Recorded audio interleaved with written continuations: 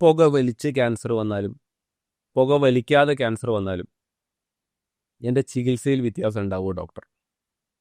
അപ്പോൾ നമ്മൾ മനസ്സിലാക്കേണ്ടത് ഇതിൽ വലിയ വ്യത്യാസമൊന്നും ഉണ്ടാവില്ല.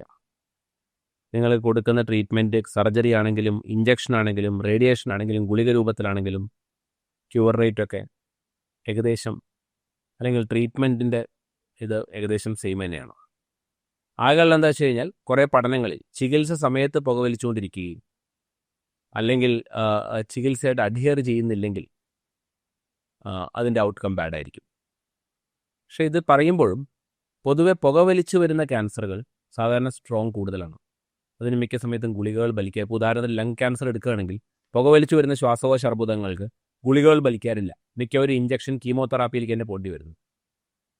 അപ്പോൾ പുകവലിക്കാതെ വരുന്ന ക്യാൻസറുകളിലെല്ലാം 10-ൽ 6 പേർക്കും ഇന്നത്തെ കാലത്ത് നമുക്ക് ടാബ്ലറ്റ് രൂപത്തിൽ തന്നെ ക്യാൻസർ ചികിത്സിക്കാൻ പറ്റാറുണ്ട്. അപ്പോൾ പുകവലി ഉപേക്ഷിക്കണം അല്ലെങ്കിൽ പുകവലി ശീലം എടുക്കാതിരിക്കണം എന്നുള്ളതിൽ സംശയമില്ല.